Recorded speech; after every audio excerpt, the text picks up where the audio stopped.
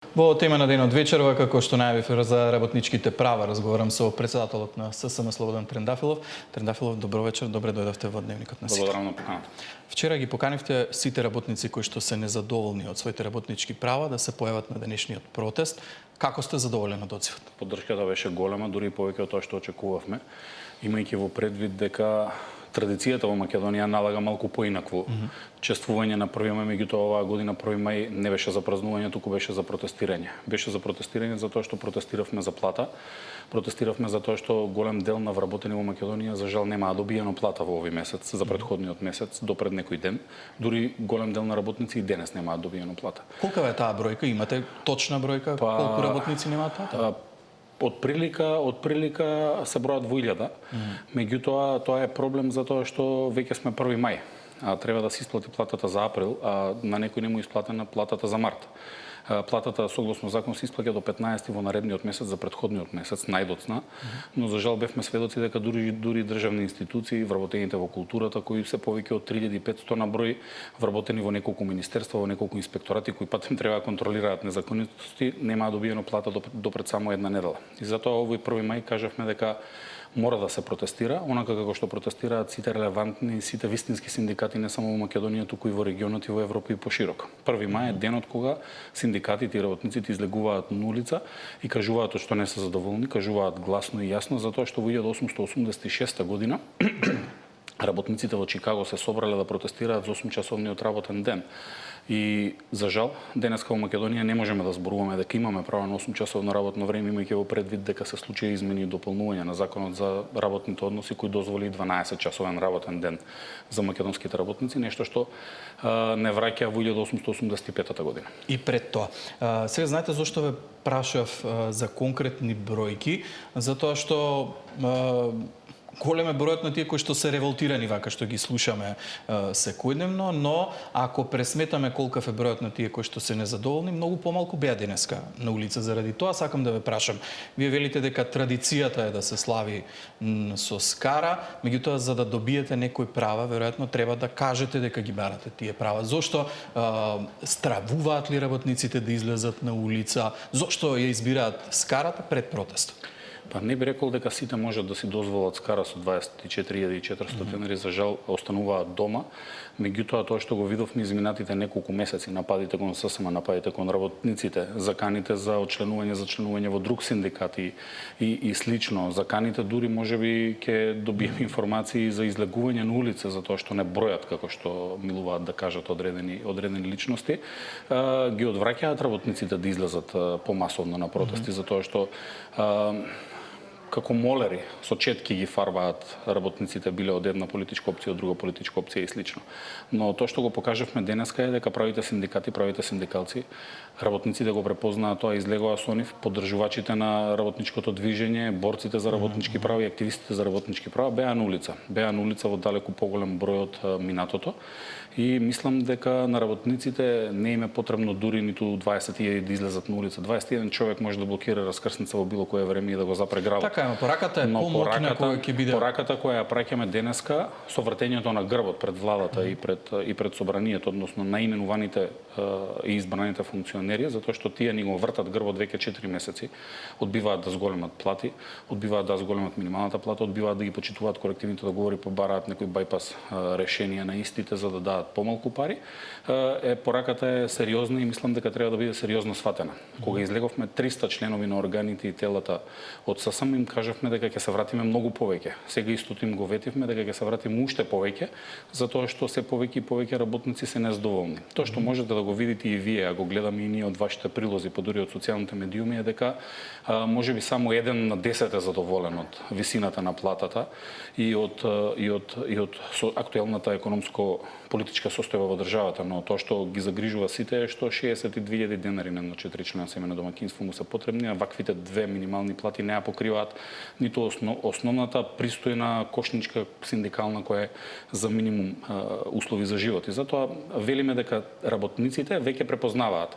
Ако од 10 порано излегуваа само по 1 да не поддржи, сега излегуваат по 4. Се надеваме дека ќе излезат и 8, затоа што на таков начин сите функционери досега и од оваа влада и од претходната влада ги креирале своите економски политики. Тие знаете како ни велат кога одиме на преговорите, колку ќе дојдете, толку и ќе добиете. Тие сметаат дека ако ние сме малку луѓе на улици или ако само слободан бар зголемува на платата, дека само на слободан му треба зголемува на платата, а не и на работниците, или само на тие што излегна на улица дека им е потребно зголемува на платата, а не и на сите останати. Но за жал, тоа што го гледаме еден феномен, веројатно и само во Македонија го гледаме како феномен, е тоа што има и работници кои го бранат ваквото зголемување на платата, ги бранат овие висини на платите во Македонија и за жал имаме дури и синдикалци кои велат дека треба да го почитуваме само законот. Зошто се најдовме во ситуација да има разединетост помеѓу синдикатите? Од една страна сте вие кои што на улица денеска на денот на трудот ги барате правата на работниците, од друга страна имаме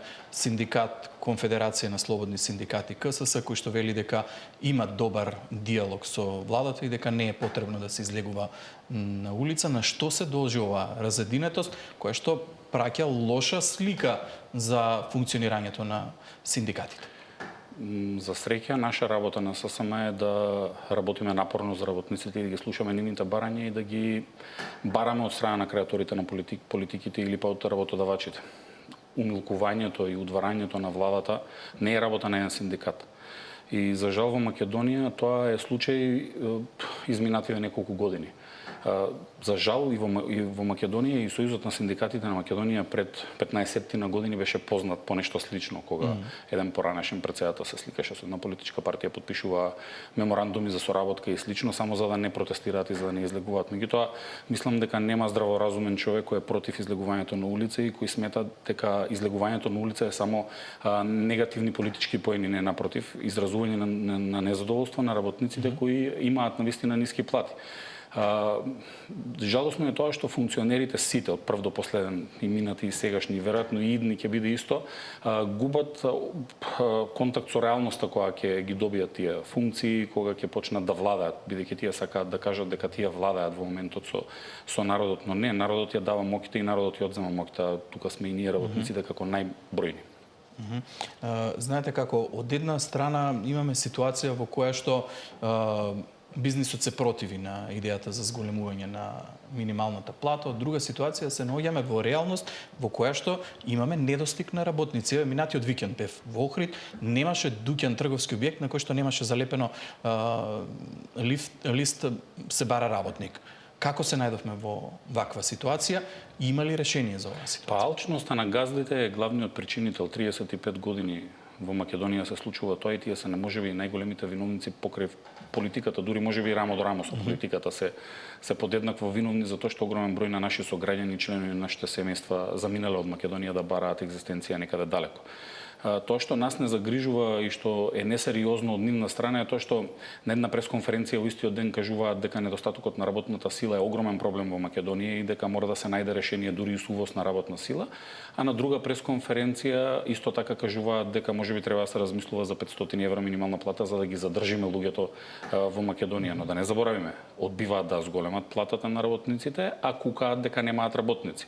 Нема денеска работник кој ќе остане да ви работи за 24.400, за 25, 26 или 27 денари. Што е со увозната работна сила? Тоа може да биде решение. Работниците имаат денеска огромен избор дури во Македонија да најдат подобро платени работни места и тоа е нешто што не може да се помират ниту владите, владата конкретно еве сегашната, ниту пак работодавачите, затоа што работниците имаат избор. Тие не ќе да имаме избор, не ќе да имаме можност и шанса за подобар живот. Но увозот на работна сила ја прави Македонија туристичка агенција. Тоа го кажавме и на претходната влада, еве го кажувам и на сегашната, и на претходните газди, и на сегашните газди истото им го велиме. Донесоа луѓе од Индија, Непал, Пакистан и каде уште не, одморија луѓето тука по ден-два и потоа заминаа некаде во Европската унија. Да не заборавиме, им платија превоз, а некад на нашите работници да им платат превоз, им плаќаа храна, некад на нашите работници да им платат храна, им ветуваа зголемени плати повисоки од домашните работници и им организираа дури и сместување.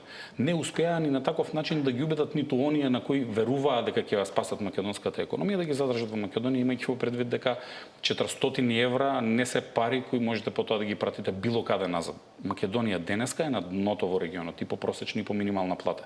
Не знам како гледаат газдите и представниците на владата, дека тоа е добро во Македонија. Веројатно сакаат повторно да ја рекламираат Македонија како елдорадо на ефтина работна сила, да привлечат странски инвеститори во Македонија кои нема да даваат високи плати, ќе даваат односно минимална плата и на таков начин ќе стават Македонија на картата каде што имаме модерно робовладетелско општество. Не е фер спрема работниците.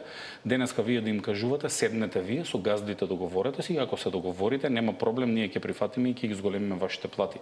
Работниците имаат моќ во нивната бројност и затоа е битно да не поддржуваат и ние да ги поддржуваме ние во сите наредни акции кои ќе ги превземаме ние, ќе ги превземаат и тие. Имајќи во предвид дека владата има политичка моќ, а работодавачите имаат бизнис и парична моќ. Да не забораваме дека они имаат пари со кои можат да купат и функционери кои ќе застанат на нивната страна и слично. Но ние работниците имаме само бројка, тежата на масата мораме да ја вратиме од улица и затоа им кажуваме, доколку не сакате да наслушнете на маса, ќе продолжите да наслушате од улица. Од она што го слушнавме денеска на протестот, вашето барање е минимална плата од 500 евра, тоа кое што го испорачавте пред собранието. Каков е патот да се стигне до тоа? Каков е планот на синдикатот? Затоа и првото нешто што го побаравме беше од пратениците во собранието кои се од сите политички опции. Значи не е само една, па да не речат вие сега се здружите со овие против нас, а пред тоа бевте здружени со нас против нив и слично, но тоа што го побаравме пред собранието е веднаш, односно најбрзо што може, недели се во прашање, да предложат измени и дополнување на законот за минимална плата, со што минималната плата ќе се зголеми на 500 евра или за дополнителни 6000 денари. Зошто 6000 денари? Затоа што 6000 денари порасната вредноста на синдикалната минимална кошница за една година. Толку пари месечно му се потребни повеќе во едно семејство за да може да ги купат најосновните прехранбени производи, да си ги овозможат најосновните услови за живот. Бараме зголемување дополнително на сите останати плати. Владата одбива да ги субвенционира придонесите, работодавачите се исплашија кога владата го нападна Сојузот на синдикати на Македонија, иако тоа беше најголем дел нивно барање, да помогнеме да ги зголемат платите, а да не плаќаат придонеси за да можат да издржат некој транзицијски период од една година и да зголемат минималната плата со целосно плаќање на придонесите за задолжително социјално осигурување заедно со сите останати плати. Зошто го велиме ова? Ова го велиме затоа што Македонија денеска има 396 евра минимална плата, Србија има 457 евра, Црна Гора 600 со 800 евра, Босна 600 евра и да не зборуваме за другите. Ако сакаат да не држат во мизерија, да живееме мизерно и да примаме мизерни плати, може да ни го кажат тоа денес. Ако нема пари да ни исплатат поголеми плати, може да ни го кажат и денес, но тоа што го гледаме е жалосно, а тоа е дека во буџетот има пари за се, само за работникот не. И тоа е нешто што мислам дека треба да ги загрижи владините функционери. Зошто го велам тоа? Затоа што критиките кон нив не доаѓаат само од Сојуз на синдикати на Македонија, доаѓаат од сите работници, од сите граѓани во државата. Доколку објавите вие една вест како медиум и потоа во коментари 200 од 200 коментари велат дека платите се ниски, очигледно е дека треба да ги симнете розовите очила и да погледнете во реалноста. Вообичаено опозицијата е таа која што секогаш ви дава поддршка без разлика која е во моментов, меѓутоа она што владата го прави е да прикаже дека состојбата не е толку лоша. Последните информации се дека трошоците за живот во март се намалиле за 1,3%. Колку реално ова ја менува состојбата и колку ги подобрува условите за живот? На 79% зголемени плати, односно на 78% ви се зголемиле за 1% и веројатно ви менува. Меѓутоа на 24.400 денари не знам колку ви менува 1, не знам ни колку проценти, 1,3%. Не можам да го пресметам, статистичка грешка е во операцијата, веројатно бројката. Тоа што загрижува е тоа што владата и покрај што прифаќа предлози од Сојуз на синдикати на Македонија, конкретно со ограничените маржи, нешто што ние го зборуваме цела година назад, се охрабрија од нова година да го направат бидејќи видоа дека ги изиграа трговците. Но жалосно е тоа што операцијата со синдикалната минимална кошница или вредноста нејзина или следењето на растот на цените покажа само 6,78% намалување на делот за хранење за пијалоци. Иако трговците ни ветуваа нам, на владата, на пензионерите, на граѓаните дека повеќе од 10% ќе ги намалат цените на основните зборуваме прехранбени производи. Да не зборуваме за она што е потребно на работниците да си го овозможат. И за крај, мислам дека и ние, и владата, и работодавачите треба да се потрудиме платите во Македонија да бидат онака високи. Прочитав еден твит пред некој ден да не ни интересира политика, да не ни интересира кој е на власт, да можеме да заминеме на годишен одмор, дури во странство, иако целта на владата со новата кошница е да не се заминува во странство на одмор, да имаме и повеќе од 4 члена семејно домаќинство, да можеме да заминеме и во ресторан наместо да јадеме само 4 хамбургери во текот на месецот. И мислам дека нешто што треба да биде звезда водилка во наредниот период е токму тоа: подобрување и унапредување на животниот стандард на работниците. Бараме само пристојна плата за пристојна работа, ништо помалку, ништо повеќе. Трендафилов, ја споменавте потрошувачката кошничка, морам да ве прашам затоа што владата на големо ја најавува таа просечна потрошувачка кошничка која што треба да биде пандан на вашата минимална потрошувачка кошничка. Што ќе се случува во иднина? Без разлика на тоа што ќе го прави владата, ќе продолжи ли синдикатот да прави месечни пресметки на трошоците? Се разбира, синдикалната минимална кошница и незината вредност покажува дали во Македонија владините политики даваат резултат, дали се живее добро или лошо. Целта на синдикалната минимална кошница ниту во 2011 година, кога била конструирана како таква за пресметка, и тогаш Државниот завод за статистика пресметувал слична кошница на она која сакаат да пресметаат. Денеска можеби патем истите луѓе ја пресметуваат. Јас не знам, бидејќи не сме вклучени во тоа, но тоа што вредноста на синдикалната минимална кошница покажува е дека не се живее ни со толку и дека платите треба да растат. Мене ме загрижува тоа што од страна на владени функционери изминатиот месец се кажува дека наместо 4 члена семејно домаќинство тие земаат 3 члена семејно домаќинство, патем сакаат веројатно вредноста да ја намалат за 1/4, за да ни кажат дека 24.400 е супер плата. Веројатно сакаат да ни кажат дека дома треба да си фрлиме паричка на кој ќе му се падне да замине од семејството некаде во странство. Веројатно ќе сакаат да ни кажат што да јадеме, бидејќи од најавите тоа што можевме да слушнеме и не загрижува прилично сериозно е дека ќе имало сезонско некој овоше, па сезонски производи, па не знам какви целта на вредноста на синдикалната минимална кошница е следење на цените на тие производи кои се внатре и во јануари и во декември, да знаеме дали оправдано или неоправдано се зголемила вредноста на истите. А не е целта за да, како што сакаат од владата еве со новата кошничка, да им кажат на работниците и на граѓаните што треба да купуваат, што треба да пазарат, што треба да јадат, колку треба да јадат и кога треба да јадат. Веројатно истите луѓе кои во 2011 година пресметуваат тогашната кошничка, бидејќи тогаш имаше, па потоа се откажале за кратко време, го прават истата грешка прават, пардон. И мислам дека реакциите не беа на нивна страна кога објавија, па дури кажаа дека немало да има акцизни стоки внатре, немало да има луксузни одмори во странство, па и денеска немаме. Зарем еден одмор во Дојран да не се избориме како држава да може едно 4 члена семејно домаќинство да си го овозможи за 7-дневна регенерација на нивната сила и поминување со семејството, или пак да можат дури и јагоди и цреши и некои други еве луксузни овоше како што јадат во владата по нивната кошничка која имаат таму, да можат да си ги овозможат. Мислам дека политиките на сите досега, да не заборавиме, не зборувам само за сегашната влада, пошто се лутат одма кога ќе спомнете, мислат лично го сваќаат тоа. Ние и на претходниот министер за економија и на претходниот председател на владата токму во вашето студио кажа дека грешка има вредноста на синдикалната кошница, дека ќе пресметуваат нова и дека ќе им покажат на граѓаните, во тој период беше некаде околу 43.000 денари вредноста на синдикалната минимална кошница, дека и со 35 доволно се живее. Истата грешка ја прави и новата влада, иако од различна политичка ориентација. Да, денеска според вашите пресметки за месец април таа изнесува 62.691 денар. Да ги тргнеме на страна и вашите и пресметките на владата, секој работник и секое семејство знае точно колку пари му се потребни да го преживее месецот. Токму поради тоа очекуваме во иднина да бидат погласни во барањето за подобри работнички права. Нека е честит денот на сите, ви благодарам многу за гостувањето. Да живеем 1 мај и честит ден на трудот.